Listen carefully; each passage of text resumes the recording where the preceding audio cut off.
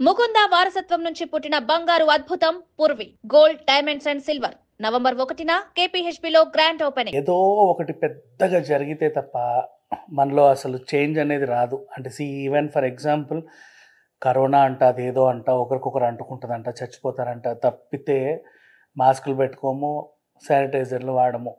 అంటే సంథింగ్ మనలో ఏదో ఒక చిన్న కదలిక రావాలంటే ఏదో ఒక పెద్ద విషయం జరగాలి.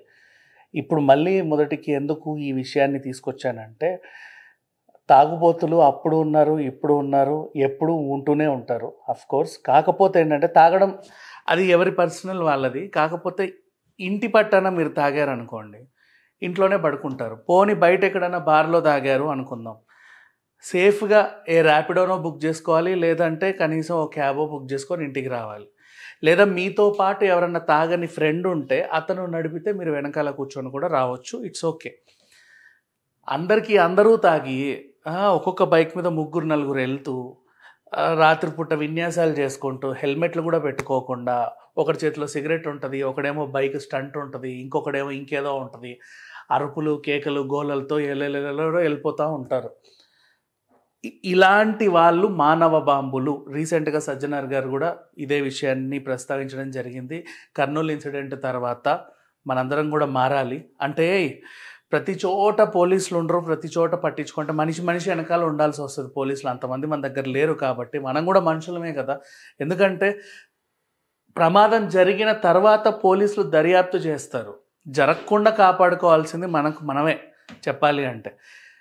ఎవరైనా సరే మీకు మీ కాలనీలలో రాత్రిపూట 10, 11, 12 తర్వాత విచ్చలవిడిగా తాగుతూ లేదా తాగి ఊగుతూ కనిపిస్తే బండ్లపైన ముఖ్యంగా 100కి ఫోన్ చేసి చెప్పండి, సార్ మేము పలానా కాలనీలో ఉంటాము, మా కాలనీ నుంచి ఇప్పుడే ఒక బండి వెళ్ళింది, 2-3 కుర్రాళ్ళు అదే పనిగా, అసలు సరిగ్గా మీసాలు కూడా రావు ఒక్కొక్కడికి, ఇట్లా బండ్లు నడిపే వాళ్ళు ఉంటారు, జస్ట్ 100కి డయల్ చేయమని చెప్పేసి సజ్జనార్ గారి రిక్వెస్ట్.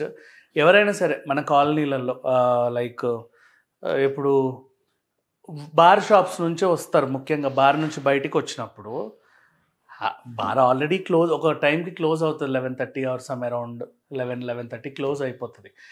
అప్పటికీ అందులో ఉంటారు. ఉన్న తర్వాత ఏం చేస్తారు, అందరూ హ్యాపీగా తాగేసి, అంటే ఒక సెలబ్రేషన్ మోడ్ నుంచి బయటకు వచ్చిన తర్వాత చక్కగా తిన్న తర్వాత పండ్లెక్కి ఇంటికి వస్తారు. అఫ్కోర్స్ బార్లు మీ ఇంటి పక్కనే ఉంటాయి, ఏమో చెప్పలేము.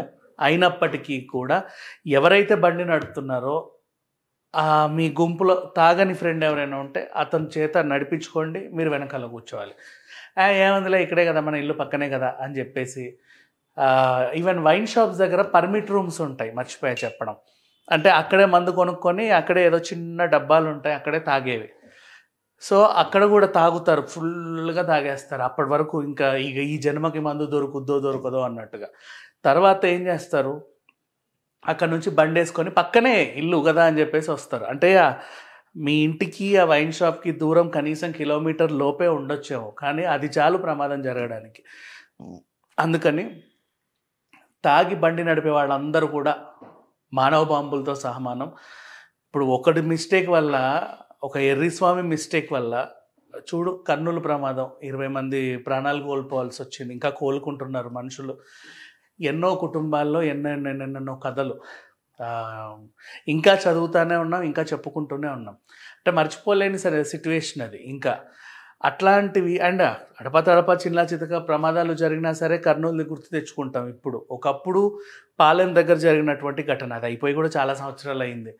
ఇప్పుడు ఇది ప్రమాదానికి కారణం ఏంటి అని తెలుసుకుంటే అయ్యో అనిపిస్తుంది. అతను ఆ పిల్లోడు పెట్రోల్ పంపుకి వెళ్ళడం, అక్కడ పెట్రోల్ కొట్టించుకోవడం, తూలుతా బండి నడపడం, సచ్ ఎ బ్యాడ్ సిట్యువేషన్. అంటే ఒకడి నిర్లక్ష్యం వల్ల చాలామంది ప్రాణాలు కోల్పోవాల్సి వచ్చినప్పుడు వాడిని కూడా ఉగ్రవాది లాగానే ట్రీట్ చేయాలి. వాళ్ళు కూడా మానవ బాంబులే, దే ఆర్ ఆల్సో టెర్రరిస్ట్లే. సీరియస్లీ ఇప్పుడు ఒక 20 మందిని చంపుతున్నాము మనం అంటే మనం టెర్రరిస్టే. కాబట్టి ఆ టెర్రరిస్ట్లని మీరు ఎవరైతే గుర్తిస్తారో మీ కాలనీలలో కనిపిస్తే 100కి కాల్ చేసి చెప్పండి. ఎవరైనా సరే మీకు తెలిసిన ఫ్యామిలీ మెంబర్స్ అయితే ఒకటి పీకి చెప్పండి, ఇంకోసారి ఇలా చేయకండి అని. లేదు అనుకుంటే తెలియని వాళ్ళైతే పోలీసులకు చెప్పండి. ఇంకా తెలియని వాళ్ళ దగ్గరికి వెళ్ళి మనం వార్నింగ్లు ఇస్తే తాగిరోడు మళ్ళీ గొడవ పెట్టుకుంటాడు, అదొక ప్రాబ్లం మళ్ళీ. సో 100కి కాల్ చేసి పోలీసులో కంప్లైంట్ ఇస్తే better. Thank you so much.